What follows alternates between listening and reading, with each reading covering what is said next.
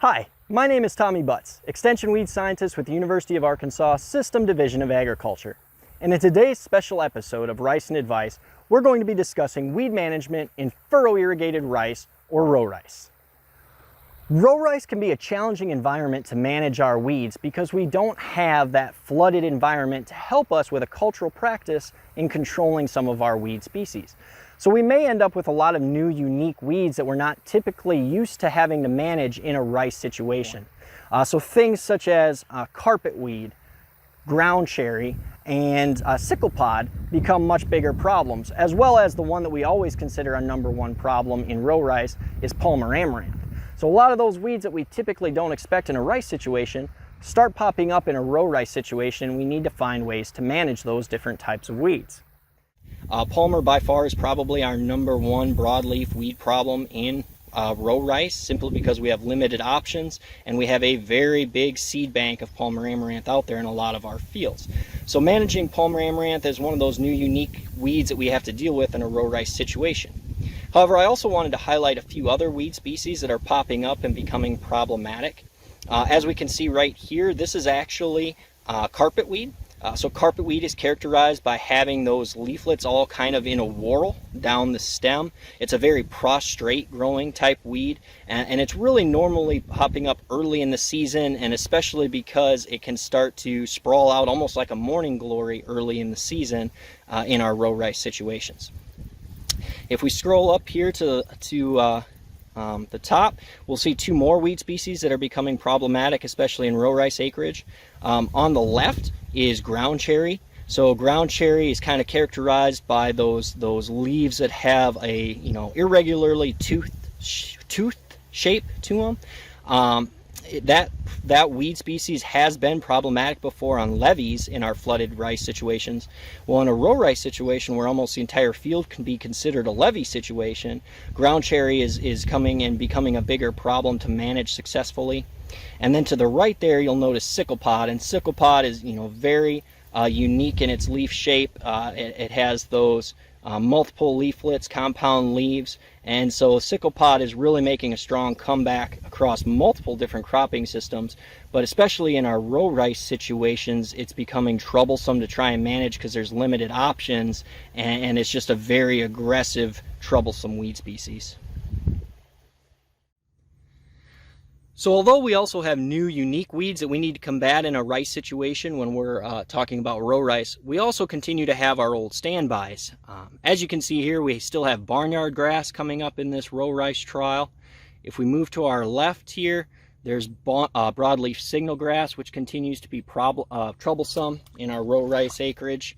As we move further to the left down here, you'll see yellow nutsedge, which is coming up and is continually problematic in both row rice and flooded rice acreage. And then we have hemp suspania, or coffee bean, here also coming up in our row rice trial.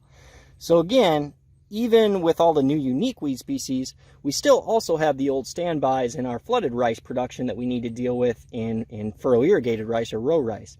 So it really comes down to the fact that we need to scout our fields closely, we need to know what weeds are in that field, and then we need to properly select herbicides to effectively manage those weed species that we find out there.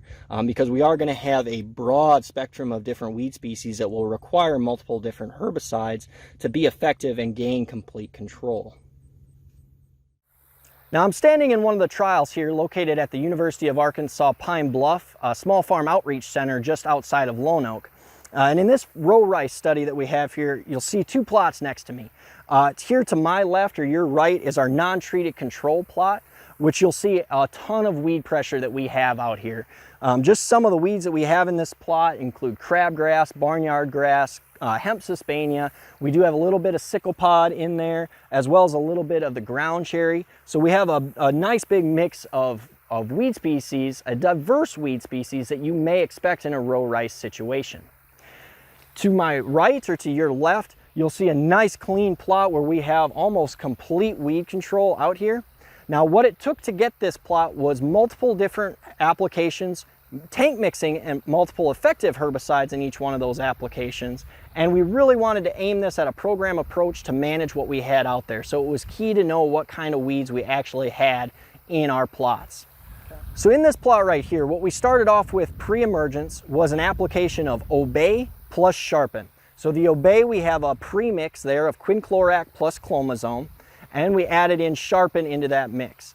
So we consistently see in our plots better weed control when we have that quinclorac or facet component pre-emergence with our command. And then the Sharpen component helps us manage some of those broadleaves, specifically in areas where we may have Palmer amaranth as of a concern in row rice. Having that mix, Obey plus Sharpen up front, really started us out clean and gave us an extra long residual, especially this year where we had plenty of moisture to keep it activated.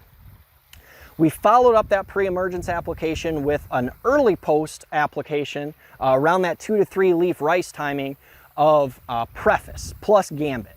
Okay, so we had the Preface plus Gambit in there. The Preface, again, this is full page rice, so we used a 6-ounce shot of Preface.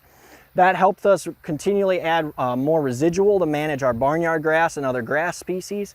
And we added in the Gambit to help manage some of those weeds, like I mentioned, the sickle pod, our hemp suspania, those types of things. The Gambit really helped improve our control on those different weed species, as well as a little bit of morning glory that we have out here in areas. Following that early post-emergence shot, we ended with our third application, which was a 4 to 5 leaf, post-emergence shot, which was a tank mix of our second shot of Preface, of another shot of Command for residual, and then Aim to help burn down any of those remaining broadleaves, morning glories, those kinds of things left to eliminate all that extra vegetation. So we had a multitude of herbicides in each application, and it required at least 3 applications for us to receive this clean plot that we see here of row rice. In this plot here, I wanted to show a different system or program approach of herbicides that we could use to still successfully manage the diverse weed species that we had present out here in our row rice study. Now, this plot did require 3 different herbicide applications, as well as tank mixing multiple effective herbicides within each one of those applications to provide this level of control. Now, our first application was a pre-emergence shot of Command plus Sharpen. Once again, we want the Command for our residual grass control, and we add in the Sharpen for some residual broadleaf activity. Specifically in row rice, if we're trying to target Palmer amaranth, that Sharpen can come in and help us from a residual standpoint of trying to manage that Palmer amaranth. So that was our pre-emergence shot.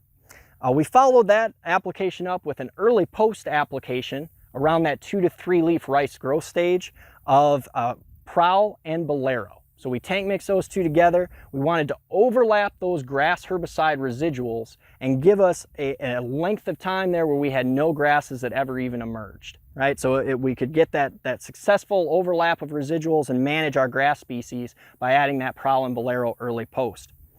With all the moisture we had this year as well, it really helped out our residual herbicides and allowed us to keep activation and keep our weeds controlled from a residual standpoint.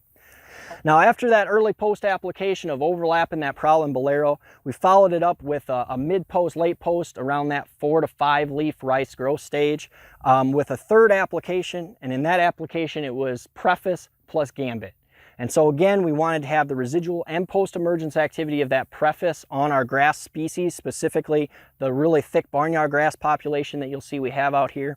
And then we needed the Gambit to manage some of those other weeds that I've mentioned before, such as the sickle pod, the morning glory, those types of things, to really give us complete control of the diverse weed species that we have out here. So once again, with those 3 different herbicide programs where we overlapped residuals for grass control and added in some of those other unique added in some of those other herbicides like Gambit for those unique weed species, we were able to be successful and have a complete control plot here with very minimal weed pressure, if any at all.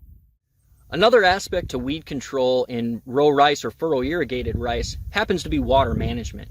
On top of just the standard agronomic reasons to have precise water management, it can also severely impact our weed control aspects. So if you look in this plot right here in our trial, you can see we've ran water down our furrows. However, we haven't ran enough water to completely wick across our 30-inch beds. So the tops of our beds are still very dry.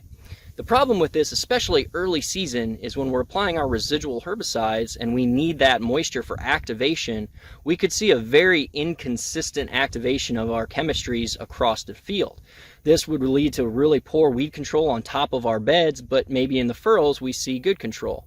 Either way, with the poor weed control on top of the furrows, it would require an earlier post-emergence application than we were hoping for to maintain that high level of weed control that we're aiming for. So to quickly summarize what we discussed today as far as weed management in row rice, I believe there's three main things that we can do that can greatly help us in our weed management efforts in a row rice cropping system.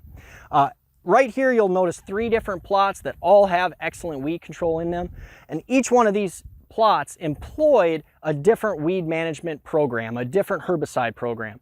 So we can use multiple different herbicides or different program approaches and still be successful at managing our weeds. But it boils down to three different things. First of all, we have to be able to know what weeds we actually have out there, especially some of those oddball unique weeds we're not used to in a rice cropping system. If we can ID those weeds and know ahead of time so that we can properly select herbicides to successfully manage them, that will help us drastically at the end of the season to make sure we don't have weed escapes. Secondly, water management is very critical for our weed management in row rice, as well as some of the other agronomic components. So we need to make sure when we're running water that the water has wicked across our beds appropriately, that we have sufficient moisture there to activate some of those residual herbicide products that we're overlapping, and that can significantly improve our weed control as well, especially at the tops of beds, to make sure that it wicks across there and we have enough adequate moisture there to get good control on the tops of our beds. Finally, the third thing is making sure that we're using multiple effective herbicides in each tank mix, and that we're almost expecting to have an extra herbicide cost for row rice. So, if we typically expect 3 herbicide applications, it's maybe going to take us 4 herbicide applications in row rice to be completely clean, like we see here with these different plots. If we can use those multiple effective herbicides though, and those multiple applications, and we manage our water successfully, and we know what weed species we have out there so we can appropriately select our herbicides, we should have a pretty successful weed management year in row rice cropping systems. Thank you for watching today. Before you go, there's a few groups of people that I'd like to thank. First and foremost, I'd like to thank our Arkansas Rice Research and Promotion Board for their support and funding through the Rice Checkoff Dollar Program. Without that support and funding, a lot of our weed science research that's conducted across the state would not be possible. I'd also like to thank our industry collaborators for their support, as well as the University of Arkansas System Division of Agriculture. And finally, I really need to thank my weed science crew for all their hard work and dedication. Without them, a lot of this research would never be possible to be conducted, and they help all the way from planting all the way through to soon-to-be harvest. So thank you very much to them, and thanks to everyone that I mentioned. So once again, thank you for watching and have a great day.